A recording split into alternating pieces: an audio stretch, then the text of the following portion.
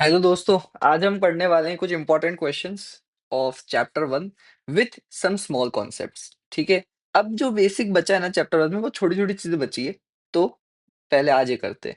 तो एक statement verify करनी है क्या कि changing in the value of x I for every item will change mean by the same amount. इसका ये मतलब है कि मान लो मैंने एक y वेरिएबल किया that is some multiple of x plus some constant. तो मुझे बताओ कि y बार और x बार का क्या रिलेशन होगा। ठीक है। तो जैसे x1 था तो वो y1 क्या हो गया c(x1 + d)। मतलब मान लो कि x1 था 5, तो मैंने y1 पता है क्या करा, 2x + 5 कर दिया। 5 × 10 + 5 15 ऐसे। तो ये मैं चेंज कर रहा हूँ। समझ में आया आपको मैं क्या चेंज कर रहा हूँ। ठीक है। अच्छा, x2 y2 c(x2 + d) इस तरह से सब में ये हो रहा है। तो y बार और x बार के बीच में मुझे रिलेशन बताना है। चलो मुझे एक बात बताओ, एक्स बार तो क्या हुआ सिग्मा एक्स आई ओवर एन, वाई बार क्या हुआ sigma y i over n, i going from 1 to लेके एन। अच्छा, वाई आई क्या है, वाई आई है c x i plus d, i going from 1 to लेके एन। ठीक है। ओपन अप करो इसको, इसको ओपन अप करो सिक्स समेशन को, तो सिग्मा सी एक्स आई हो जाएगा i from 1 to N plus sigma d हो जाएगा i from 1 to n over N.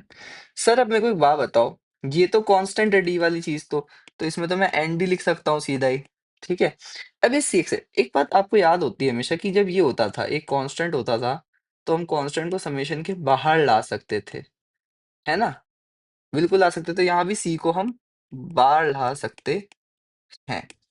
ठीक है। अच्छा, अगर आपको ये लॉजिक पसंद नहीं आया, अगर आपको नहीं पता समेशन का रूल, तो मैं इसको बहुत सिंपल बताता हूँ। मान लो मुझे करना है summation of 5x I from 1 to लेके n, तो मैं वैल्यूज पुट इन करूंगा 5x1 plus 5x2 plus plus plus plus 5xn। ठीक है। मतलब मैं वैल्यू डालूंगा ना 1 2 3 4, तो मैं x1 की तरह डाल रहा हूँ। ठीक है। एक्स आई मान लो आई 1 से लेके n करके। अब मैं 5 कॉमन लेके x1 प्लस x2 भी तो कर सकता हूँ। इसका मतलब 5 सिग्मा एक्स आई भी तो कर सकता हूँ। ये भी तो मैं कर सकता हूँ। तो मतलब बाहर ला सकता हूँ ना उस 5 को मैं अंदर से। तो यही मैं आपको बता रहा था। ये प्रॉपर्टी होती है समेशन की कि आप बाहर इस तरह ला सकते हो कांस्टेंट टर्म को। ठीक है। अब मुझे एक बात बताओ, एक्स बार क्या होता है सिग्मा एक्स आई ओवर एन होता है, तो सिग्मा एक्स आई क्या होगा एन एक्स बार। ठीक है सर, यहाँ लिख लो सी की जगह N X bar plus N D over N. अब एन को कॉमन ले लो, C x bar plus D over N. तो वाई बार क्या हो गया C x bar plus D, N से एन कट गया। क्योंकि इसका पता है क्या इम्प्लीकेशन है, बहुत सिंपल इम्प्लीकेशन है कि अगर आपके पास ऑब्जर्वेशन थी 5 10 15 और 20। ठीक है। इसका मीन निकालो, इसका मीन क्या होगा 20 plus 10 plus 15 plus 5 divide by 4, 30 plus 20 divide by 4, this is 50 over 4 which is 12.5। ठीक है। ये हुआ। अगर मैं इन सब ऑब्जर्वेशन में 5 ऐड कर दूं, क्या ऐड कर दूं 5 ऐड कर दूं, 5 + 5 10, 10 + 5 15, 15 + 5 20, 25। तो पता है बिना पढ़े बिना कुछ कैलकुलेट करे बता सकता हूँ कि मीन पता है क्या होगा 17.5। करके भी देख लो, करके भी देख लो। 10 + 20 होता है 30, 15 + 25 over 4, 2 3 4 plus 30 over 4, this is 70 over 4। ठीक है। 4 1 जा 4 3 बचा 4 17.5। समझ में आया, ये इसकी इम्प्लीकेशन है, ये इसका यूजेज होता है और ये आगे बहुत काम आएगा। तो मतलब बेसिकली जो मतलब जो मीन होता है ना, मीन वो सिंपली क्या होता है, अगर आप उसमें 5 मल्टीप्लाई कर दो और ऑब्जर्वेशन मीन को भी उतना इम्पैक्ट होगा। तो अगर एवरी ऑब्जर्वेशन में आप कुछ चेंज करते हो तो मीन में भी उतना ही चेंज होता है। समझ में आया। अगर आप हर ऑब्जर्वेशन को चेंज करते हो तो मीन में भी उतना ही चेंज होता है। सिंपल। ओके। नेक्स्ट चीज के साथ मूव ऑन करते हैं। Does this also happen in median. क्या जैसे मीन में हमने पढ़ा था y bar is equal to C x bar plus d, अगर Y I is equal to C x i plus d, अगर ऑब्जर्वेशन में चेंज होगा तो मीन में भी उतना ही चेंज होगा। तो क्या ये चीज मीडियन के साथ भी होल्ड करती है क्या। अगर Y I is equal to C x I, मतलब हर ऑब्जर्वेशन में कुछ चेंज कर दूं तो क्या मीडियन भी वैसे ही चेंज हो जाएगा। चलो समझने की कोशिश करते हैं। 2 केस हो सकते हैं मीडियन में। एक केस में तो क्या हो सकता है, n इज़ इवन, दूसरे में n इज़ ऑड। पहले इवन वाला केस देखते हैं। इवन में क्या होता है कि भई 2 मिडल ऑब्जर्वेशन का एवरेज होता है, ठीक है?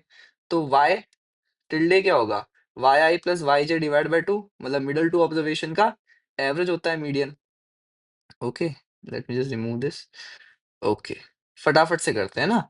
तो भाई एक बात बताओ, yi क्या होगा? cxi प्लस d, और yj क्या होगा? cxj plus d divide by 2। एक बात बताओ मेरे को, ठीक है? ये d और d तो क्या हो जाएगा? अब आप c कॉमन ले लो, c तो कॉमन ले लो, तो xi प्लस xj, ठीक है? प्लस 2d डिवाइड बाय 2, यही हो गया। अब मुझे एक बात बताओ, xi प्लस xj को मैं क्या लिख सकता हूँ? xi प्लस xj को मैं लिख सकता हूँ 2x टिल्डे, ठीक है? तो मैं क्या लिख सकता हूँ इस जगह? इसके लिख सकता हूँ c 2x tilde plus 2d divide by 2। 2 common ले लो, तो 2cx tilde plus d divide by 2, और आ जाएगा cx tilde d y tilde. इसका क्या मतलब हुआ पता है? इसका ये मतलब हुआ कि मीडियन में भी वही होता है। अगर आपकी कुछ ऑब्जर्वेशंस थी, आपने उन ऑब्जर्वेशन को मान लो एडिशन कर दिया सब में 5-5 का, तो मीडियन में भी 5 का एडिशन हो जाएगा। अच्छा, ये तो क्या ऑड का केस। अगर n होता हमारा इवन, तो x टिल्डे क्या होता? सिंपली मिडल ऑब्जर्वेशन xi, ठीक है? तो y टिल्डे क्या होगा? मिडल ऑब्जर्वेशन yi क्या है? cxi प्लस d, ठीक है? सीधी सी बात है। और xi क्या है? x टिल्डे है, क्योंकि वो मिडल ऑब्जर्वेशन है, मीडियन है, तो हेंस प्रूव्ड। तो यानी ई इवन कह रहा हूँ यार, एक सेकंड, सॉरी। इवन तो कर लिया ना, ऑड था ये, ऑड। ओके, ऑड ऑब्जर्वेशन तो कोई दिक्कत ही नहीं, क्योंकि सेंटर ऑब्जर्वेशन ही होती है, और वो ही उसमें आ जाएगी। तो इसका मतलब मीडियन में इम्पैक्ट नहीं होता। अब क्वेश्चन आता है, सर ट्रिम्ड मीन में भी ये होता है क्या? ट्रिम्ड मीन कि अगर मैंने ट्रिम्ड मीन निकालना है, तो क्या ट्रिम मीन भी सेम इम्पैक्ट? भाई साहब मेरे को एक बात बताओ, जब मीन जो था वो ही इम्पैक्ट नहीं ये देखो, ये चीज हमने पढ़ी थी कि मीन में बिल्कुल डायरेक्ट इम्पैक्ट पड़ता है। तो भाई ट्रिम मीन क्या है? ट्रिम मीन क्या है? और मीडियन भी क्या होता है? डायरेक्ट इम्पैक्ट पड़ता है। तो सर ट्रिम मीन क्यों बचेगा? जब मीन नहीं बचा, मीडियन नहीं बचा, ट्रिम मीन क्यों बच जाएगा? बिल्कुल, अगर आप ट्रिम मीन निकालोगे तो वो भी डायरेक्टली इम्पैक्ट होता है। समझ में आ गया? तो इसे 3 प्रॉपर्टी हमने समझ ली। क्या? बहुत इजी भाई, नोट डाउन कर लेना ये सब। ये ना क्वेश्चन में काम आती है, प्रूफ वाले क्वेश्चन में। क्या अगर कि मैंने सारे एक्सरसाइज को चेंज कर लिया इस तरीके से, ठीक है? तो पता है क्या होगा? पहली चीज तो y bar will be C x bar plus D, y tilde will be C X tilde plus D, और y bar trimmed will be C x bar trimmed plus D, ठीक है? ये होता है। चलो, ये कॉन्सेप्ट मेरी तरफ से डन हो गया। अब हम आते हैं next concept, quartile, डेकाइल and percentile. बहुत ही इंपॉर्टेंट कॉन्सेप्ट, पर ये आपको समझ में आ गया ना बिल्कुल अच्छे से, क्योंकि ये बड़ा इंपॉर्टेंट कॉन्सेप्ट था जो मैंने आपको बताया कि मीन, मीडियन और ट्रिम्ड मीन तीनों इक्वली इम्पैक्ट होते हैं, जिस तरह से आप सारी ऑब्जर्वेशन को, और ये सारी ऑब्जर्वेशन, पहली बात तो सारी ऑब्जर्वेशन इम्पैक्ट होनी चाहिए। मैं सारी ऑब्जर्वेशन में +5, सारी ऑब्जर्वेशन का डबल कर रहा हूँ इस तरीके से, ठीक है ना? सारी ऑब्जर्वेशन में -5 कर रहा हूँ, सारी ऑब्जर्वेशन को हाफ कर रहा हूँ। सब पर अगर मान लो आपने सारी ऑब्जर्वेशन को हाफ कर दिया, ठीक है? तो y बार क्या हो जाएगा? हाफ x बार।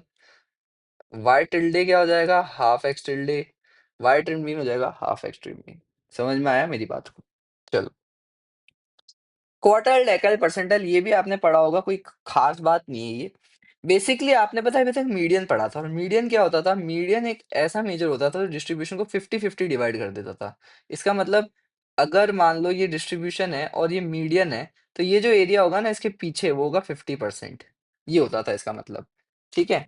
ये हमने मीडियन के बारे में पढ़ा था। अब पता है क्वार्टाइल क्या होता है? क्वार्टाइल डिस्कस करते हैं। क्वार्टाइल होता है ये, जिसके पीछे जो एरिया होता है ना 25% होता है, उसको बोलेंगे Q1, क्वार्टाइल 1। पीछे क्वार्टर का मतलब समझते हो ना? 25% क्वार्टर, एक चौथाई, किसी भी चीज की एक चौथाई क्या होती है? क्वार्टर होती है, ठीक है?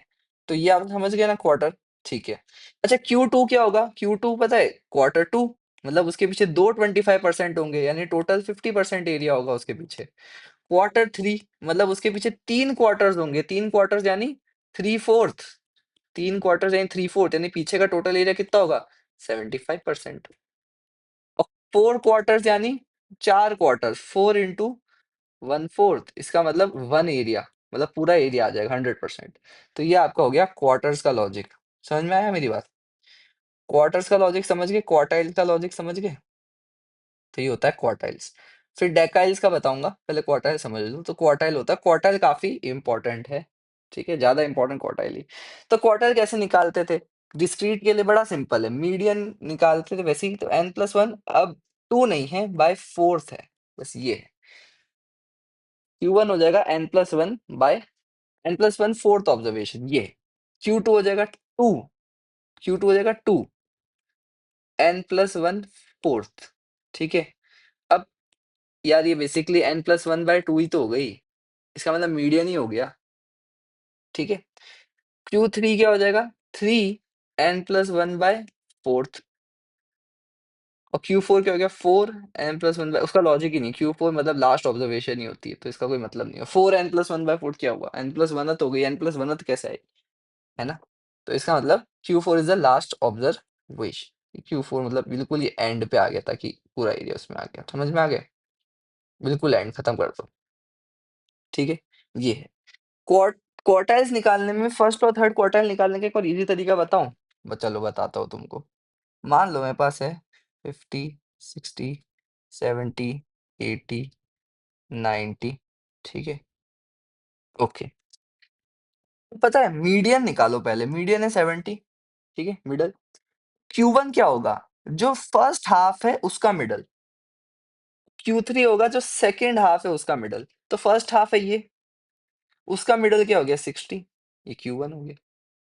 और सेकंड हाफ है ये, उसका मिडल क्या हो गया? 80, ये Q2 Q3 हो गया। समझ में आई मेरी बात? समझ में आ रही है मेरी बात? ओके, एक और लॉजिक समझाता हूँ, ठीक है। अभी तो ये ऑड का केस हो गया। अब मान लो इवन ऑब्जर्वेशन होती तो क्या करते सर आप? इवन ऑब्जर्वेशन होती तो अभी तो ऑड ऑब्जर्वेशंस थी, तो इसलिए वो सेंटर वाली ऑब्जर्वेशन 2 बार काउंट हो गई है ना। वापस नोटिस करना, आपने शायद नोटिस नहीं किया हो। यहाँ पर जो मीडियन ऑब्जर्वेशन थी वो दोनों तरफ काउंट हुई थी, क्योंकि ऑड ऑब्जर्वेशंस थी, मतलब ये 2 बार काउंट, मतलब फर्स्ट हाफ में भी आई, सेकंड हाफ में भी आई, ठीक है। पर लेकिन मान लो मेरे पास इवन ऑब्जर्वेशन होती 50, 60, 70, 80, 90 और 100। अब मेरे को बताओ मीडियन तो होगा 75, ठीक है। अब क्या करोगे? वापस अब तो बहुत इजी ना, आधे आधे में बांटना है। 3 ऑब्जर्वेशन है तो 3 इधर, आधे इधर, आधे उधर, आधे मेरे पीछे, ठीक है। तो ये आपके पास 3 3 में डिवाइड कर दिया। अब इसका मीडियन निकाल लो 60, ये क्या हो गया? Q1। इसका मीडियन निकालो, क्या हो गया? 90, ये क्या हो गया? Q3। खत्म बात। इवन में तो आधी आधी अपने आप ही बढ़ जाएगी, ऑड में आपको मीडियन ऑब्जर्वेशन को दोनों तरफ काउंट करना पड़ेगा। ये मैंने आपको प्रैक्टिकल तरीका बता दिया। n+1 वाला तरीका बड़ा ठीक है, पर ये ज्यादा प्रैक्टिकल किया। जब लोअर फोर्थ अपर फोर्थ निकालोगे, अभी समझ नहीं आएगा लोअर फोर्थ अपर फोर्थ क्या है, ठीक है, तब आपको ये चीज समझ में आएगी। तो ये आपको निकालना आ गया। आप डेकाइल्स पे आते हैं, इतना इंपॉर्टेंट नहीं है डेकाइल्स। क्वार्टाइल्स क्या होता था? मैं एरिया को 25% वाले सेक्टर्स में डिवाइड कर रहा था। डेकाइल पता है क्या है? 10%। डी वन, डी वन का मतलब है कि इसके पीछे जो भी एरिया वो 10% है। डेकाइल मतलब क्या होता है? डेका, डेका 10, तो 1/10 डेकाइल, 1/10, ठीक है, 1/10। तो D1 मतलब 1/10। अब D2 मतलब क्या हुआ कि 2 डेकाइल्स, यानी 20%। इसके पीछे का एरिया कितना होगा? 20%। D9 का मतलब क्या हुआ? 9 डेकाइल्स, यानी पीछे का एरिया होगा 90%। टोटल, ये टोटल एरिया 90% होगा इसके पीछे। ये हो गया हमारा डेकाइल्स। समझ में आ गया? अब डेकाइल निकालने का तरीका भी बहुत ईजी है, ठीक है। ये ये 10 में डिवाइड करना है ना, n+1 divide by 10th observation होता है D1। फिर 2 n+1 divide by 10th observation होता है हमारा D2। और D10 होता है 10 n+1 डिवाइड बाय 10, जिसका कोई लॉजिक नहीं है। तो D9 तक ही रखो अपना मामला, D10 का लॉजिक ही नहीं बनता है, लास्ट ऑब्जर्वेशन होगी। तो 9 n+1 divide by 10th observation. समझ में आ गया? परसेंटाइल वाला लॉजिक समझो अब आओ, ये बहुत इंपॉर्टेंट है। परसेंटाइल, डेकाइल इतना इंपॉर्टेंट नहीं है, परसेंटाइल सबसे इंपॉर्टेंट है, सबसे इंपॉर्टेंट। ठीक है, क्वार्टाइल्स और परसेंटाइल्स, ठीक है, डेकाइल्स तो चलो इतने काम नहीं आते। परसेंटाइल होता है, परसेंट का मतलब समझते हो, परसेंट, पर 100, ठीक है। तो परसेंटाइल मतलब P1 इज 1/100, है ना, पर 100 में हम देख रहे हैं अब, ठीक है। तो P1 का मतलब पता है क्या हुआ कि इसके पीछे कितना एरिया है, 1%, ठीक है। P2 मतलब 1/100, मतलब इसके पीछे पता है कितना एरिया है P2 के पीछे, 2%। ये टोटल एरिया कितना आ जाएगा, 1+1, 2%। P50 का पता है क्या मतलब हुआ, P50 का, P50 का मतलब हुआ इसके पीछे कितना एरिया है, 50%। P90 का क्या मतलब हुआ, पीछे 90%। P99 का मतलब क्या हुआ, पीछे 99%। P100 का क्या मतलब, पीछे 100%। हमेशा टू द लेफ्ट एरिया को देखकर हम बताते हैं परसेंटाइल्स में। तो P1 हो गया n+1 divide by 100th, P2 हो गया 2n+1 डिवाइड बाय 100, ठीक है। P100 हो गया, P100 का लॉजिक ही नहीं बनता, कुछ लास्ट ऑब्जर्वेशन होती है वो। तो P99 बनाओ आप तो सीधा 99n+1 डिवाइड बाय 100, है ना। इसका एग्जाम्पल, अच्छा मैं क्या इसको करा ही देता हूँ, चलो एग्जाम्पल से आपको क्वार्टाइल का करा देता हूँ। 50, 60, 70, 80, 90 वाला लॉजिक पढ़ा ही था। कितनी एन है मेरे पास, 5 है। तो n+1 रहेगा 6, है ना, डिवाइडेड बाय 4। इस तरह से करोगे तो इसलिए आपका आंसर कभी कभी क्वार्टाइल में पता है थोड़ा सा, ये जो तरीका मैंने बताया ना n+1 वाला, इससे कभी कभी आंसर आपका उल जुलूल आ सकता है। जैसे कि 6/4 आ रहा है, ठीक है। अब 6/4 आप करने बैठोगे तो आपका आंसर आएगा 1.5। तो यानी 1.5 मतलब इन दोनों के बीच में, मतलब ये 55 बेसिकली कहने का ये मतलब है, ठीक है। ये इसकी क्वार्टाइल है। तो ये तरीका इस वजह से ज्यादा यूज नहीं करते हम लोग, ठीक है। ये आपको बताने के लिए बता रहा हूँ, बेस्ट तरीका पता है यही होता है कि आप मीडियन निकालो और दोनों हाफ का मीडियन निकाल दो, और जो दोनों हाफ का मीडियन होगा वही आपका क्या हो जाएगा, Q1 और Q3। ये तरीका तो आपको बिल्कुल एग्जैक्ट आंसर देने के लिए काम आता है, बट कभी कभी अब मान लो जैसे कि आंसर आया आपका, मान लो Q1 आपको बता रहा है 1.2 फिफ्थ ऑब्जर्वेशन, तो फिर आप वही वेट्स करोगे, यहाँ 1 है, यहाँ 2 है, ये 1.25 है, यानी 1 को कितना वेट देना है, 0.75, 2 को कितना वेट देना है, 0.25। फिर आप फर्स्ट ऑब्जर्वेशन लोगे, उसे 0.75 से मल्टीप्लाई करोगे, सेकंड ऑब्जर्वेशन लोगे, उसे 0.25 से मल्टीप्लाई करोगे, जो आंसर आएगा वो आपका क्वार्टाइल आएगा। तो इस वजह से ये तरीका हम इतना सीरियसली नहीं लेते, ठीक है, क्योंकि ये बहुत ही एकदम एग्जैक्ट एग्जैक्ट मेजर निकालना हो तो बहुत सही तरीका होता है, एग्जैक्टली ये आंसर आपको निकाल के दे देगा। बट आप पता है क्या डील कर रहे हो, आप डील कर रहे हो थोड़ा बहुत एस्टिमेशन में, ठीक है। तो ये याद रखना, ये तरीका एग्जैक्ट आंसर देता है n+1 वाला जो है, ठीक है, ये एग्जैक्ट आंसर देता है आपको, बिल्कुल।